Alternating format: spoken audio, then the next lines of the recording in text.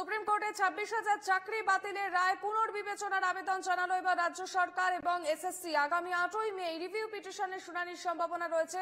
শুনানি হবে প্রধান বিচারপতি সঞ্জীব খান্না ও বিচারপতি সঞ্জয় কুমারের বেঞ্চে। গত 2রা এপ্রিল এসএসসি 2016 সালের পুরো প্যানেল বাতিল করে দেয় সুপ্রিম কোর্ট। আগামী 8ই মে রিভিউ পিটিশনের শুনানির সম্ভাবনা এবং শুনানি প্রধান বিচারপতি সঞ্জীব খান্না ও বিচারপতি সঞ্জয় কুমারের বেঞ্চের। সুপ্রিম কোর্টে 26,000 চাকরি বাতিলের রায় পুনর্বিবেচনার দাবি জানালো এবার রাজ্য সরকার এবং এসএসসি।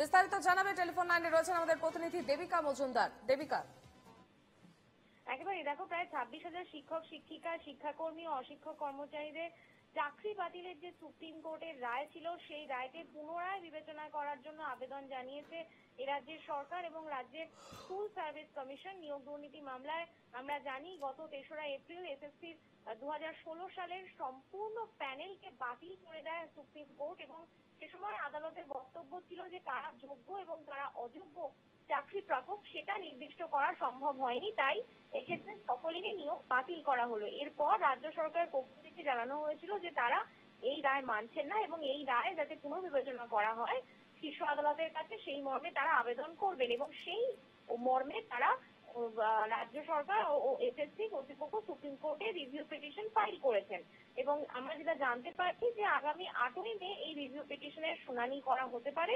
সেক্ষেত্রে এই মামলার শুনানি হওয়ার সম্ভাবনা রয়েছে প্রধান বিচারপতি সঞ্জীব খান্না ও বিচারপতি সঞ্জয় কুমারের ডিভিশন বেঞ্চে। তোমায় জানিয়ে রাখি, গত 3 এপ্রিল এসএসসি 2016 সালের প্রায় সম্পূর্ণ প্যানেল বাতিল করে দিয়েছিল সুপ্রিম কোর্ট এবং আদালতের সে সময় বক্তব্য ছিল যে কারা যোগ্য এবং অযোগ্য চাকরি প্রাপক সেটা নির্দিষ্ট করা সম্ভব হয়নি, তাই পুরো নিয়োগ বাতিল করা হয়েছে। এমনকি যারা চিহ্নিত অযোগ্য তাদের বেতন ফেরতের নির্দেশ দিয়েছিল আদালত এবং একই সঙ্গে এসএসসিকে পুনরায় ক্রিয়া স্বার্থেও বলা হয়েছিল, যদিও সেসব এখনো শুরু হয়নি। এবং আমি তোমায় জানিয়ে রাখি একই সঙ্গে এর পরপরই প্রশাসনের তরফে, রাজ্য প্রশাসনের তরফে আবারও সুপ্রিম কোর্টের কাছে আবেদন করা হয় এবং সেই অনুযায়ী যারা শিক্ষক শিক্ষিকা তাদের আগামী 31শে ডিসেম্বর পর্যন্ত ক্লাস করার অনুমতি দেওয়া হয়েছিল এবং ওই সময় পর্যন্ত তারা বেতনও পাবেন, কিন্তু এর মধ্যেই এসএসসি কে নতুন করে নিয়োগ প্রক্রিয়া সেরে ফেলতে হবে এমনটাই মত দিয়েছিল সুপ্রিম কোর্ট।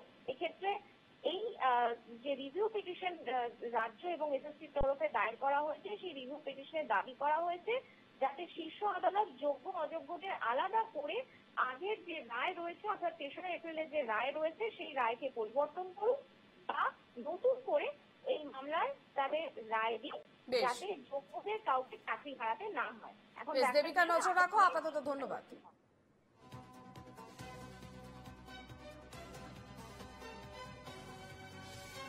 এ বিষয়ে আমরা কথা বলেছিলাম আইনজীবী ফিরদৌস শামীমের সঙ্গে, তিনি কি প্রতিক্রিয়া দিয়েছেন শোনাবো।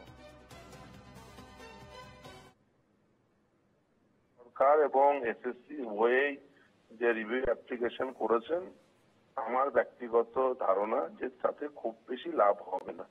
তার কারণ হচ্ছে, দেখুন, রিভিউ এর স্কোপ এমনি অত্যন্ত লিমিটেড এবং যদি আপনি লিগাল প্রিন্সিপাল ওয়াইজ যান তাহলে দেখবেন যে রিভিউ এর যে ইয়ার্ডস্টিক গুলো আছে একটি রিভিউ অ্যাপ্লিকেশন সেটি অ্যাডমিট হওয়ার জন্য যা যা ইনগ্রিডিয়েন্ট থাকা প্রয়োজন এই রায়ে সেসব কিছুই নেই। প্রথম